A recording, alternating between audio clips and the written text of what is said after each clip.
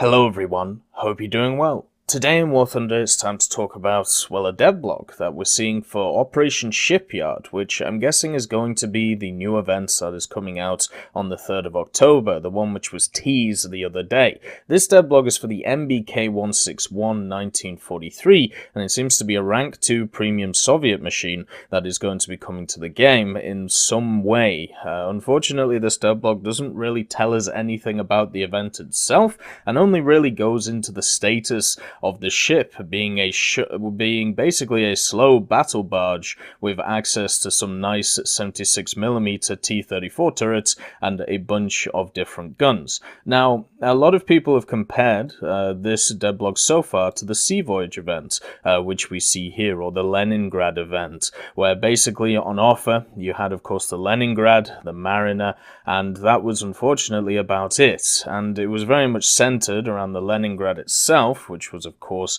a machine in the Soviet tech tree at rank 3. This big old destroyer right here.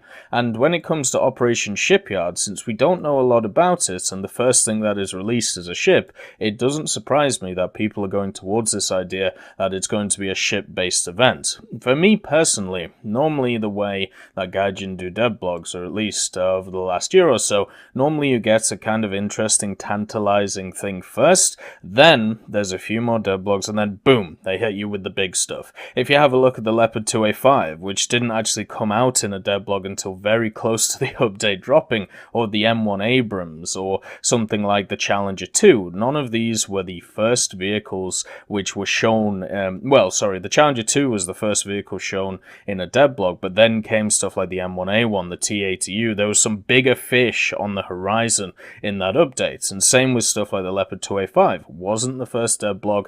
M1 Abrams wasn't the first devblog. It is never a good idea to show all of your cards first, so that's why when I see a devblog like this on the MBK-161, I go, okay, this is a middling machine, there's some interesting stuff to it, but there's going to be more to come. The only question is, how are we going to be able to get this? Is it going to be through challenges, which of course was like the Sea Voyage mode, or the Sea Voyage event, which was on earlier this year through the Marks of Distinction, or is it going to be a Build-A-Bear style event like Battlefield Engineer, which was also earlier in the year? There's many things to think about, and also many things to cogitate about how the event will fill itself out. On top of this as well, if you want to get involved in Naval, they do actually have Enduring Confrontation happening right now for realistic, and you can actually go in planes or in aircraft, in planes or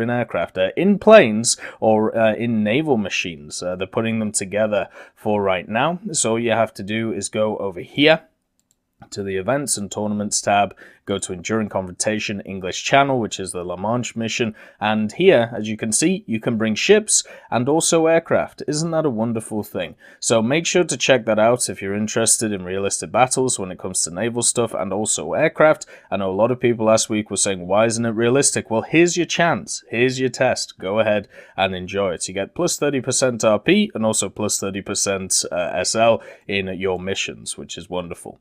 The other thing as well, when we have a look at the MBK-161, is it is very reminiscent to another machine which was in the Battlefield Engineer event, and this machine is the MPK Project 122 BIS. Now the reason why it is similar to this in idea is the 122 BIS actually has a standard tech tree equivalent, which is the 122A. This machine right here. The BIS is slightly better because it has access to more guns on the back, a bunch of 37s, making it much more powerful than its brother. It basically has these two 37s right here, which completely change the dynamic of the machine while not really losing any of the DShK power, which this machine has. Whereas if you have a look at the 161, the 1943, the MBK, we have the 1944 in the game, which is at 3.0. It also has the two T-34 turrets, and it also has an extra gun on the front of it, which is a 45mm. But everything else seems very similar, apart from maybe slight differences in placements of DShKs and also how many DShKs there are. You can see in a picture like this, there are 3 DShKs, where on the 1944 version right here, there only seems to be 2 in the central point. We can confirm that to the left-hand side. So we're seeing, once again, another Devblog for a event vehicle, which is incredibly similar to a standard tech tree vehicle, but in this time, I actually think this style is better. So one of the things that I've criticized in the past, and will continue to criticize if I see it going forward, is either event or premium vehicles, which are just better than their standard tech tree counterparts. If you have a look at the Leningrad is just a Moskva with more guns. It's as simple as that. So they both have the 130 millimeters, 5 of them. The Moskva has 276s, 245s, 8 12-7s, and torpedoes. The Leningrad has an extra 76 on it. It also has extra 37s, and it's at exactly the same BR as the Moskva. This is just a better version of the Moskva. It's as simple as that. So this is a gift premium vehicle that is better than this. Then the Project 7U Stronyi is just a better version of the Project 7U. It's something I've been highly critical of when it comes to Naval for a very long time, because it is definitely an easy way of just saying, look, you can literally buy power here, because you can buy these still on the Gaijin market. You could also grind them out for events and so on and so forth. The 122 BIS was slightly better because even though it is better than its tech tree counterpart, the 122A, it is also higher BR. So that makes more sense, right? It actually matches up. If you have a better machine, it should have a higher BR. Now, they've decided to go the opposite way. So with the MBK-161 44, with the extra gun on top of it, you know, with the 45mm, you are technically getting the better version of the machine in the tech tree than you are as the gift premium. And I do think this is the way to go, even though it might not be as appealing to a lot of people. I do think if we're just talking about from a balance point of view, this is the way to go, because otherwise what happens is you get accused of, you get accused of getting people to grind or getting people to buy stuff, which is better than what is available to every person in the tech tree. So I'm very happy to see that happening. I'm very happy to see that this isn't the case here, when it has been rampant in the past when it comes to naval stuff. Every premium destroyer that has come out is just a better version of the standard tech tree equivalent, so it is nice to see a change, at least in the thought process, when it comes to this vehicle. Another thing as well is this vehicle is already technically in the game, which is something which is kind of surprising. So this is the 1943. It's in the asset viewer on the War Thunder Dev, on the War Thunder CDK. And I'll just make sure, yeah, I'm looking at the right one. So this is already here, at least on the dev server. Not sure if it's on the live server, I haven't checked personally, but I thought I'd just have a look at the asset viewing for you, just to show what it looks like. So we already have differences between the picture here and the actual machine itself. So if you see the picture, there's no gun mask for this 37 at the back. I believe it's a 37, it might be a 45.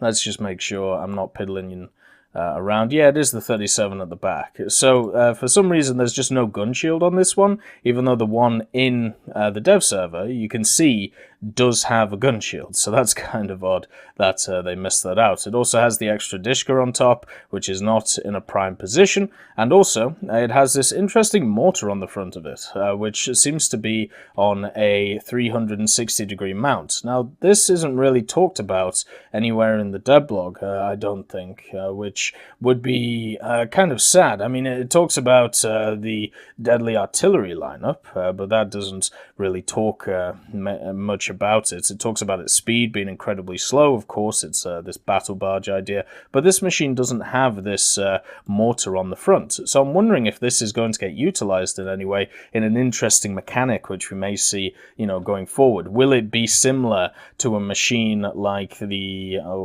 which one is it? Is it the 1204? Yes. Will it be similar to the 1204 late, where it has this little bunker with the 30mm automatic grenade launchers in it, or will it be be more just like something that fires, something which is designed to kill submarines or something similar to that. Whatever happens, it is interesting to see a new idea on some form of ship. I have said in the past, I personally don't mind new mechanics being tested on event vehicles in a limited capacity, as long as those mechanics come to the game very soon after. So yeah, it's got some interesting ideas on it. It still has the main problem of the other machine that's already in the game. Because of this extended armor on the front, and because the front of the ship actually is higher on the water, you can't actually fire forward with the T-34 turrets. Therefore, you have to turn your whole machine to the side to be able to fire both of them, or even one of them at a forward direction. So that is a bit of a problem. You can see here, if you actually look from the gun mount, you can see that you can't really fire forward unless you are arcing the shot from quite a range. So that's a bit of a problem, but if you're shooting from the side, should be a lot of fun. The other thing as well is, of course, we have the damage, but the X-ray is more important. So the X-ray shows that we have two very small engines, nothing to really write home about, massive ammunition storage, especially for the T-34 turrets, and also huge fuel tanks. And of course, we have the little area here where the ship commander is, and also the radio station at the bottom. So if you want to blow this thing up, looks like hitting the ammunition is probably the way to go, but understand that the ammunition, at least in this X-ray right now, is not directly under the T-34 turret. Instead, it is to the side of it. So aiming for this area is probably your best bet. So the back half of the ship, where the